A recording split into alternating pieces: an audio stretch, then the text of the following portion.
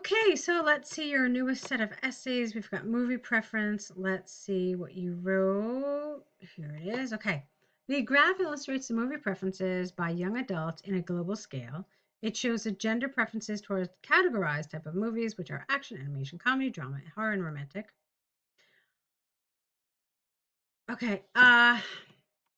So the graph illustrates the movie preferences of young adults on a global scale. Okay. Let's continue. Overall, males topped the results S in 4 categories, which were action, animation, comedy, and horror. On the other hand, females not overcame, that's the wrong word. Maybe preferred. I think it would have been better. Females preferred drama and romantic films more than men did. All right, grammatically, this would have been better.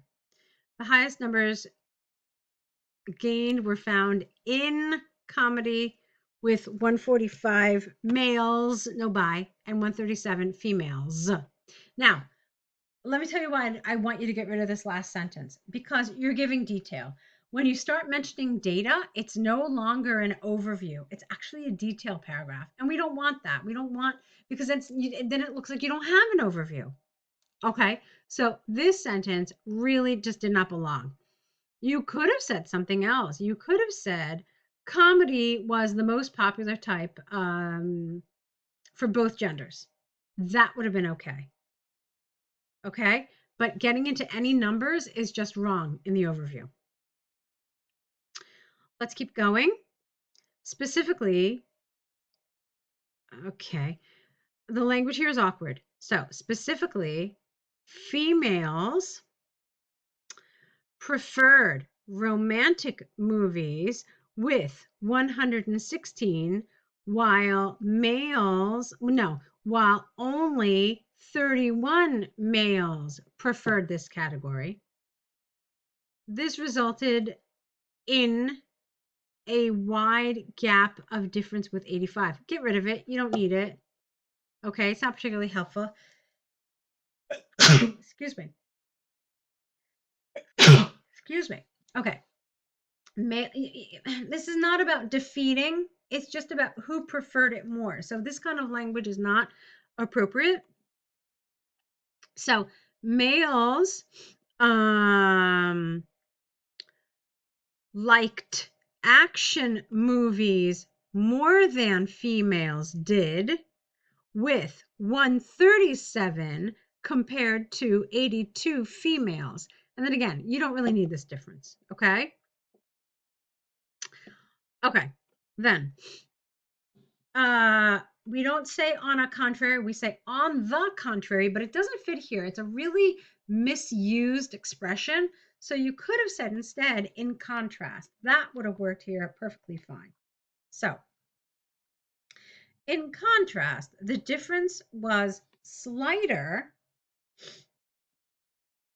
in animation, comedy, horror, and males topped females in these categories with only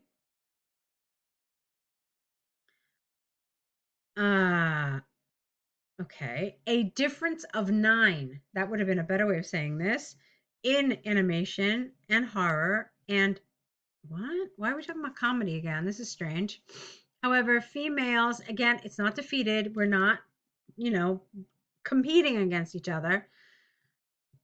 Females outnumbered males in drama with a difference of 23. Okay, I'm cleaning up the grammar as I say this. I don't really love the way you're approaching this. We can talk about it a little more.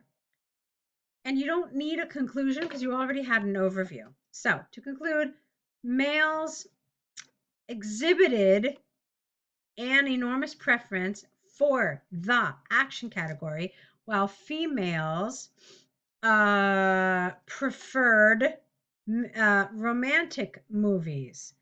For the remaining categories, no significant difference was found. Okay. So There are a lot of different ways to do this. I think one of the problems that you had was with grammar. Of course, is something that we've talked about repeatedly in these corrections.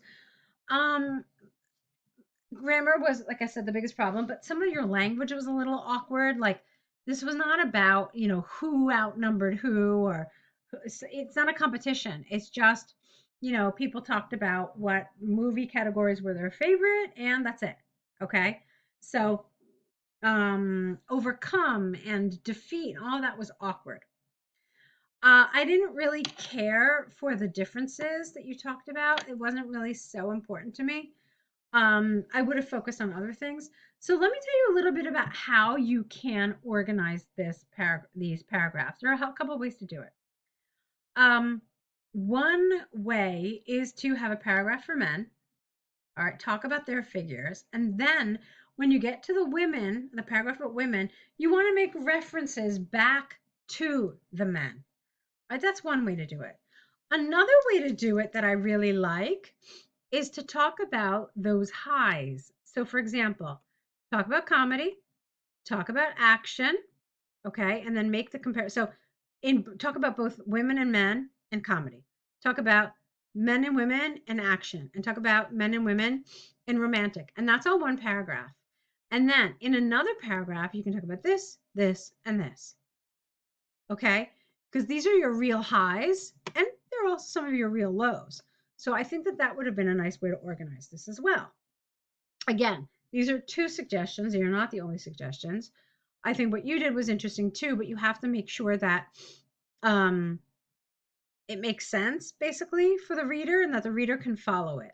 So that's what you're doing. You're aiming for clarity. So when you do one of these task ones, you have to ask yourself, what is the clearest way I can organize this data so that my reader can understand what it is I am looking at? Okay.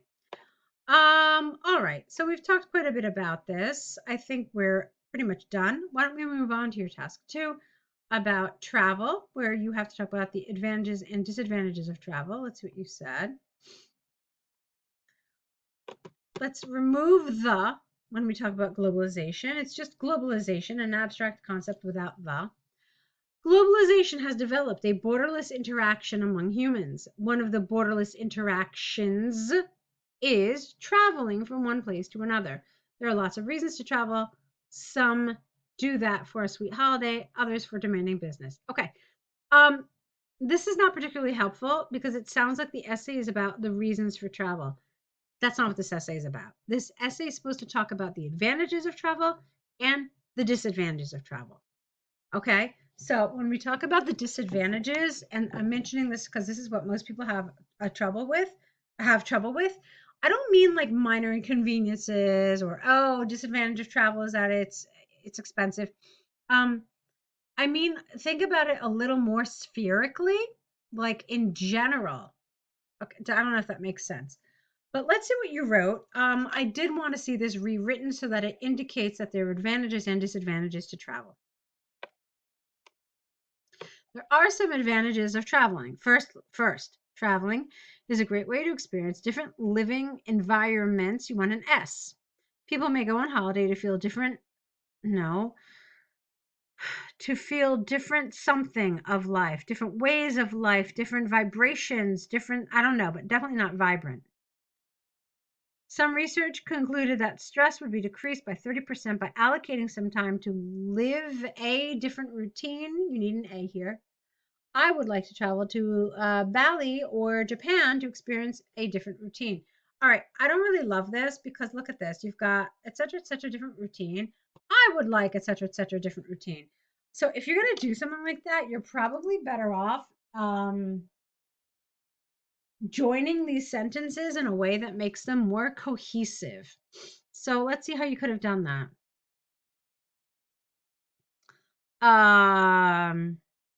Okay, let me show you what I mean. Some research concluded that stress would be decreased by 30% by allocating some time to experience a different routine. In fact, for this reason, I would like to go to Bali or Japan. Okay? See how I joined it together? I can taste a fresh Japanese tea or feel the sunlight at the beaches in the morning without checking my email. The other benefit of traveling is local economy. What does that mean? A benefit is local economy? You don't mean something else. You mean that the local economy benefits. Okay? So, in other words, the benefit of travel is that it helps the local economy. That's a better way to say this. Hospitality has been developing recently because of the habit of traveling. Okay, I think again, you're missing these great opportunities to use some cohesion and to also maybe use some new vocabulary. So you said that the other benefit of travel is that it helps the local economy. Hospitality has been developing because of the surge in travel. Okay. For example, here you need an example. For example, before Australians came and promoted Bali to the world, it was a quiet place. Kuta and Sanur were the only adequate destinations for tourists.